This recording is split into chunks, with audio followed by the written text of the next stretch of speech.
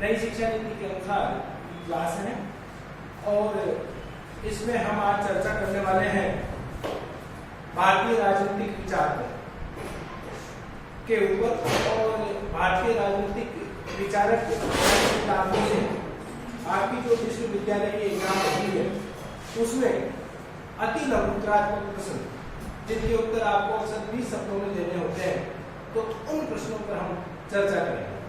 सबसे पहले हम जिस विचारक की बात कर रहे हैं वो है मनु। मनु वाले टॉपिक में आपके जो संभावित प्रश्न बनते हैं उनमें पहला प्रश्न है कि मनुस्मृति के रचनाकार कौन थे।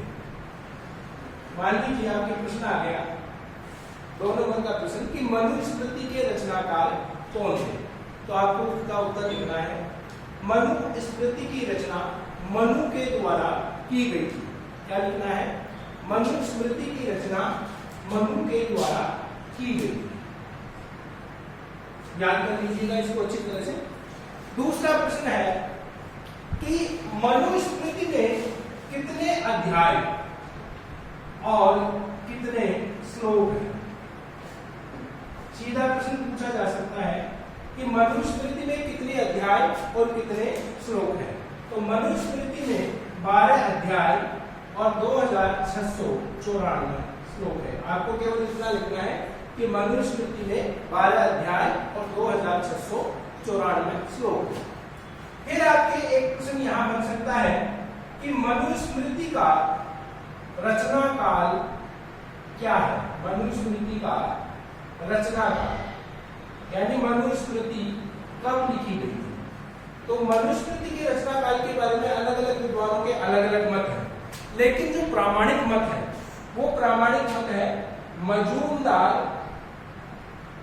एवं कुशालकर। मजूमदार एवं कुशालकर। तो आपको लिखना है कि मजूमदार एवं कुशालकर के अनुसार मनुस्मृति का रचना काल 3110 ईस्वी पूर्व है। प्रश्न क्या है कि मनुस्मृति का रचना काल क्या है या मनुस्मृति कब लिखी गई। आपको उत्तर लिखना है कि मनुस्मृति का रचना काल मजूमदार एवं कुशालकर के अनुसार 3110 और उसके आगे आप लगाना मत भूलिएगा ईस्वी पूर्व। कहने का मतलब यह है कि लगभग आज से 5-5.5 हजार साल पहले मनुस्मृति लिखी गई। उसके बाद में आपके और जो संभावित प्रश्न है उसमें आ सकता है कि मनु के अनुसार धर्म क्या है। मनु के अनुसार धर्म क्या है, तो वहां आपको उत्तर लिखना है कि धर्म शब्द द्वि धातु से बना है। क्या लिखना है? धर्म शब्द द्वि धातु से बना है जिसका अर्थ होता है धारण करना।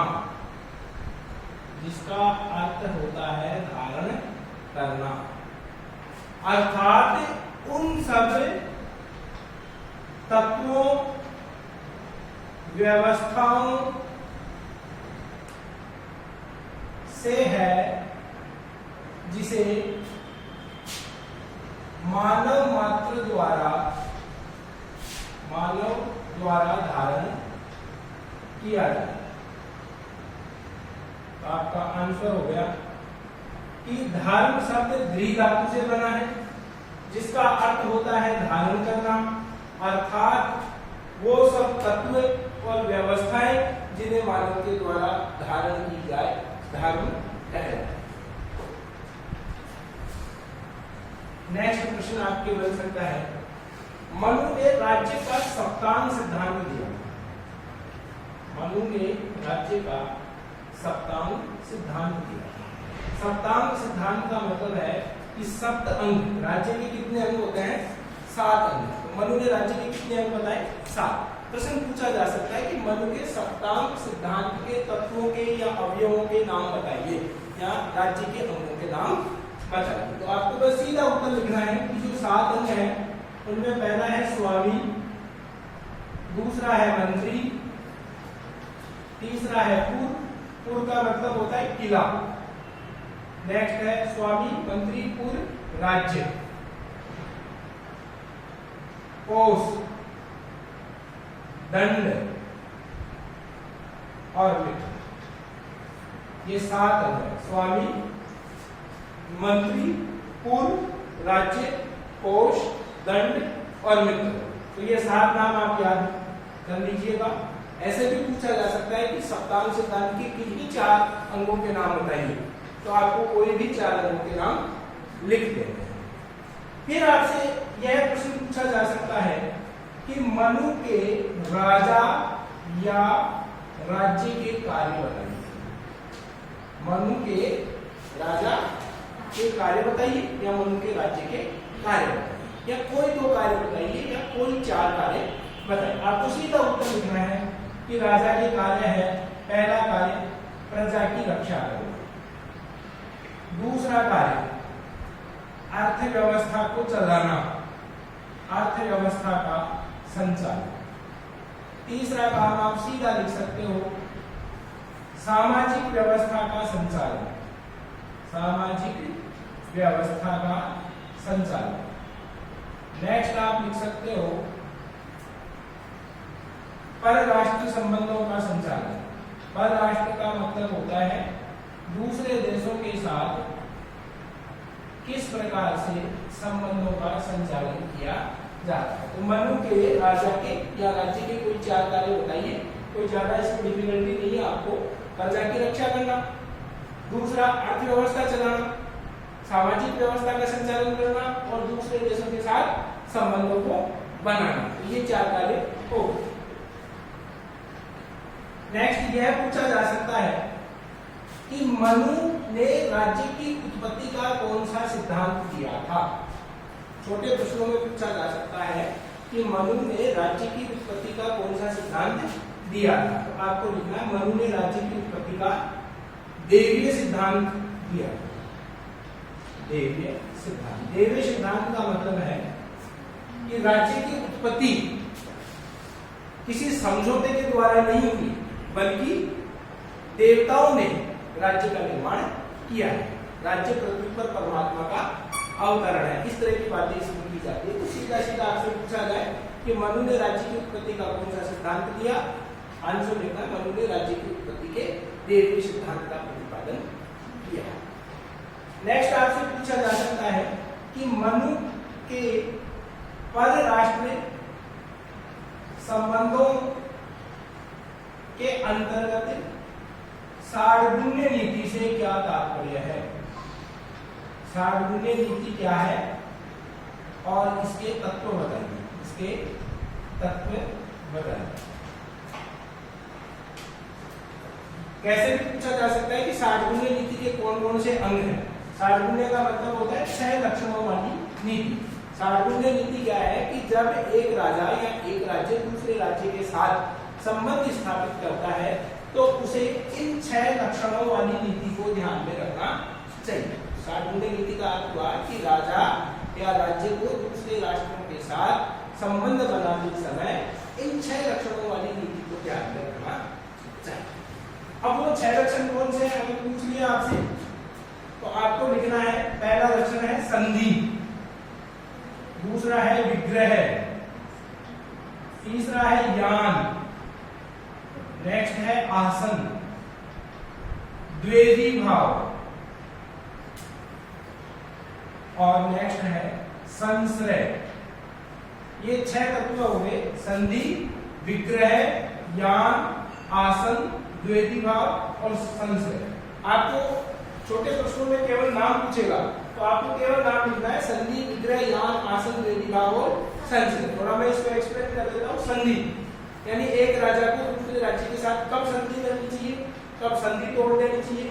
यान का मतलब होता है वास्तविक आक्रमण करना। आसन का मतलब होता है कुछ समय चुपचाप बैठ जाना, उचित अवसर की प्रतीक्षा करना। द्वेधी भाव का मतलब है सेना को 2 भागों में बांट देना और संश्रय का मतलब है किसी बड़े राज्य की शरण में चले जाना। इस तरह से 6 लक्षणों वाली नीति बताई। नेक्स्ट आपसे पूछा जा सकता है कि मनु के मंडल सिद्धांत, मनु के मंडल सिद्धांत में कुल कितने राज्य हैं? मनु के मंडल सिद्धांत में कुल कितने राज्य हैं? तो आपको इसका उत्तर देना है कि मनु के मंडल सिद्धांत में कुल कितने राज्य हैं? 12 राज्य। मनु के मंडल सिद्धांत में कितने राज्य हैं? 12 राज्य हैं।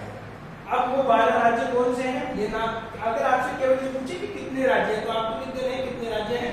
12 राज्य। बाकी वो 12 राज्य कौन से होते हैं? जो मध्य, जो मतलब मेन राज्य होता है वो कहलाता है विजिगीषु। विजिगीषु का मतलब होता है जीतने की इच्छा रखने वाला। देखिए मैं बता भी देता हूँ इसको आपको। ये जो 12 राज्य हैं उनमें से जो महत्वाकांक्षी राज्य होता है उसको बोलते हैं विजिगीषु। विजिगीषु का मतलब होता है जीतने की इच्छा रखने वाला राज्य। ये महत्वाकांक्षी राज्य होता है, साम्राज्यवादी होता है, अपने राज्य का विस्तार करना चाहता है। अब इसके आगे की तरफ 5 राज्य होते हैं और पीछे की तरफ 4 राज्य होते हैं। एक खुद 5 आगे की तरफ, 5 और 1 6 और 4 राज्य होते हैं पीछे की तरफ। कितने हो गए? 10 राज्य। एक राज्य विजिगीषु और उसके पड़ोसी राज्य के पास स्थित होता है, उसको कहते हैं मध्यम राज्य। और एक राज्य विजिगीषु से बहुत दूर स्थित होता है, उसे कहते हैं उदासीन। विजिगीषु के आगे जो राज्य होते हैं उनमें बिल्कुल पड़ोसी वाला जो राष्ट्र होता है वो होता है शत्रु। उसके आगे होता है मित्र, फिर शत्रु का मित्र, तो उसको बोलेंगे शत्रु मित्र, फिर मित्र का मित्र, और फिर आ गया आपका शत्रु मित्र मित्र। पड़ोसी राज्य हमेशा शत्रु होता है, उसका पड़ोसी राज्य मित्र होता है। ये जो राज्य है ये शत्रु का क्या हो गया? मित्र। शत्रु का मित्र हो गया तो विजिगीषु का क्या हो गया? शत्रु हो गया। ये मित्र का मित्र है तो विजिगीषु का भी क्या हो गया? मित्र। ये शत्रु के मित्र का मित्र है तो विजिगीषु का हो गया शत्रु। पीछे की तरफ जो 4 राज्य हैं उनको बोलते हैं पार्श्वनिग्रह। पार्श्वनिग्रह, पार्श्वनिग्रह का मतलब होता है पीछे का शत्रु। उसके आगे वाले राज्य को बोलते हैं आक्रंद, पीछे का मित्र। पार्श्वनिग्रह सार, पार्श्वनिग्रह सार, पीछे का शत्रु, और एक है आक्रंद सार। तो इस तरह से कितने राज्य हो गए? 12 राज्य हो गए। 5 आगे, 4 पीछे, एक विजिगीषु 10, एक मध्यम राज्य और एक उदासीन राज्य। इसे मनु मंडल सिद्धांत की संज्ञा देता है। मंडल सिद्धांत इसलिए मनु ने बताया ताकि एक राज्य को पता होना चाहिए कि कौन सा राज्य मेरा मित्र हो सकता है और कौन सा राज्य शत्रु हो सकता है, और फिर उसके अकॉर्डिंग सागुण्य नीति को ध्यान में रखते हुए इन राज्यों के साथ में कौन सी नीति को काम में लेना है या कब कौन सी नीति को अपनाना है, इस तरह से परराष्ट्रीय संबंधों का संचालन किया है। नेक्स्ट आपसे पूछा जा सकता है कि मनु ने आश्रम कितने बताए, वर्ण कितने बताए? आश्रम 4 बताए, ब्रह्मचर्य, दूसरा जो आश्रम है वो है गृहस्थ, तीसरा वानप्रस्थ, और नेक्स्ट संन्यास। ये 4 आश्रम बताए, ब्रह्मचर्य, गृहस्थ, वानप्रस्थ और संन्यास। तो प्रत्येक व्यक्ति को इन चारों आश्रमों से गुजरते हुए जिस आश्रम के जो निर्धारित कार्य है उसके अकॉर्डिंग अपने काम करने चाहिए। नेक्स्ट पूछा जा सकता है मनु ने कितने वर्ण बताए, तो वर्ण आपको बताने हैं। ब्राह्मण, मनुस्मृति में इसको सर्वश्रेष्ठ स्थान दिया गया है। क्षत्रिय, वैश्य और शूद्र। ब्राह्मण, क्षत्रिय, वैश्य और शूद्र, ये 4 क्या बताए हैं? वर्ण बताए हैं। 4 आश्रम बताए हैं, 4 वर्ण बताया। 4 नीतियां बताइए। कौन सी? साम, दाम, भेद और दंड। 4 नीतियां कौन सी है? साम, दाम, भेद और दंड। ये 4 नीतियां बताइए। अंतिम विकल्प के रूप में जब ये तीनों नीतियां काम नहीं करें, साम, दाम, भेद, तो अंतिम विकल्प के रूप में दंड नीति को काम में लिया जाना चाहिए।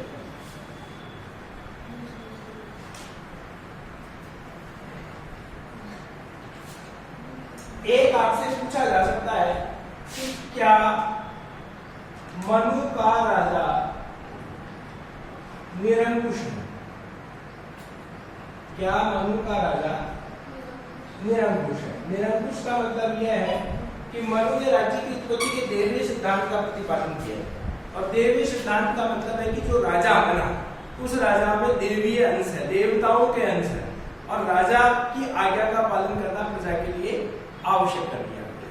तो ऐसी स्थिति में ऐसा प्रतीत होता है कि राजा अपनी शक्तियों को निरंकुश रूप में काम में ले सकता है या वो तानाशाह बन सकता है। तो एक प्रश्न उठता है कि क्या मनु का राजा निरंकुश है?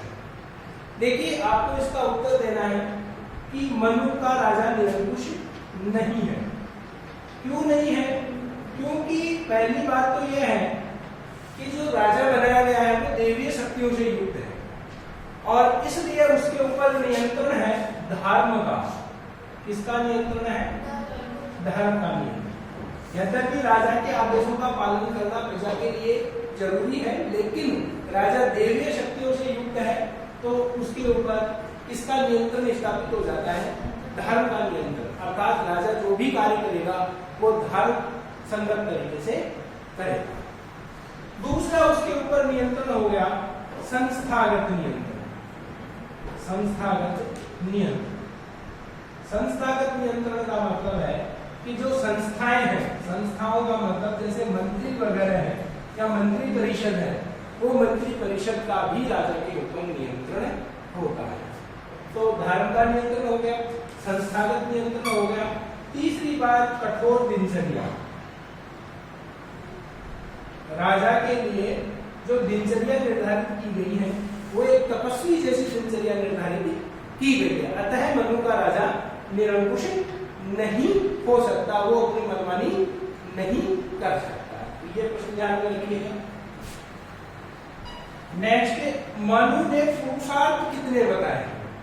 मनु ने पुरुषार्थ कितने बताए और कौन कौन से हैं? तो पुरुषार्थ कितने बताए? 4। मनु ने पुरुषार्थों की संख्या कितनी बताई? 4। वो पुरुषार्थ कौन कौन से हैं? धर्म, अर्थ, काम और मोक्ष। आपको 4 नाम लिखने हैं। 4 पुरुषार्थ है, नाम है उनके धर्म, अर्थ, काम और मोक्ष। ये जो अब इतना ही लिखना है, लेकिन थोड़ा मैं इसको एक्सप्लेन कर देता हूँ। ये जो तीनों पुरुषार्थ है ये लौकिक है, इनका संबंध इस लौकिक जीवन से है, और मोक्ष है पारलौकिक। ये अंतिम पुरुषार्थ है। मोक्ष अंतिम पुरुषार्थ है। व्यक्ति को धर्म के मार्ग पर चलते हुए, कार्य करते हुए अर्थ का उपार्जन करना चाहिए। अगर व्यक्ति ऐसा करता है तो उसे मोक्ष की प्राप्ति होती है। तो ध्यान रखिएगा, पुरुषार्थ कितने हैं? 4। धर्म, अर्थ, काम और मोक्ष। नेक्स्ट आपसे पूछा जा सकता है कि मनु के कर संबंधी सिद्धांत बताएं। कर संबंधी कोई 2 सिद्धांत बताएं। कर संबंधी का मतलब है कि राजा को राज्य का संचालन करने के लिए कोष की आवश्यकता होती है, खजाने की आवश्यकता होती है, और वो खजाना उसको कहां से मिलेगा? जनता के ऊपर उसके लिए उसे टैक्स लगाने होंगे, कर लगाना होगा। तो कर लगाते समय राजा को किन सिद्धांतों का या किन बातों का ध्यान में रखना चाहिए? तो 2 सिद्धांत कौन से आप लिख सकते हो?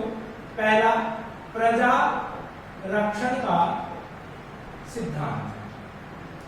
पहला सिद्धांत कौन सा है? प्रजा रक्षण का सिद्धांत। प्रजा रक्षण का मतलब राजा जो भी जनता के ऊपर टैक्स लगाए तो उस समय ध्यान में रखें कि टैक्स का उद्देश्य प्रजा की रक्षा करना होना चाहिए। दूसरा, अधिक कर निषेध सिद्धांत, यानी राजा को बहुत ज्यादा टैक्स नहीं लगाना चाहिए। अधिक कर निषेध का सिद्धांत, तो ये दो आप सिद्धांत लिख सकते हो, कर संबंधी सिद्धांत।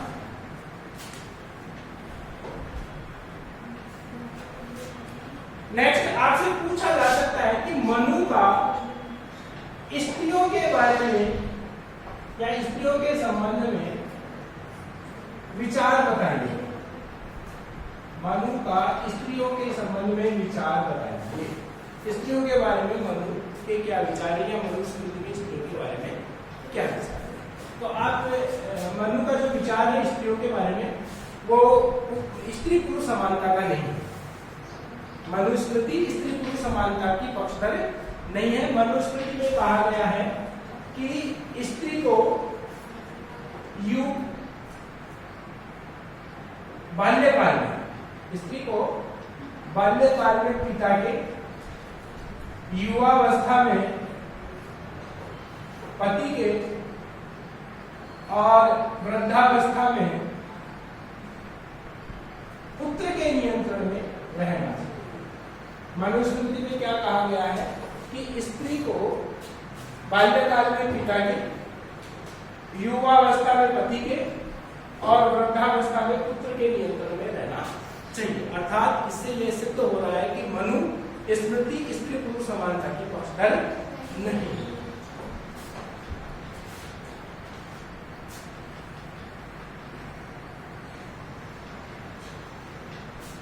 एक यहां यह प्रश्न बन सकता है कि मनु और कौटिल्य के द्वेदी भाव में क्या अंतर है।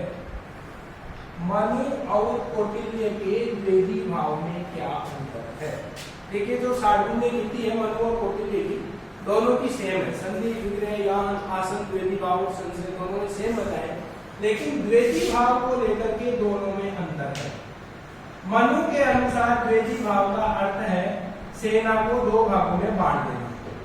मनुस्मृति के अनुसार या मनु के अनुसार द्वेदी भाव का मतलब है सेना को दो भागों में बांट देना। एक सेना राज्य की सीमाओं पर रहेगी और दूसरी राजा के किले की चादरों में रहेगी। कौटिल्य के अनुसार द्वेदी भाव का अर्थ है,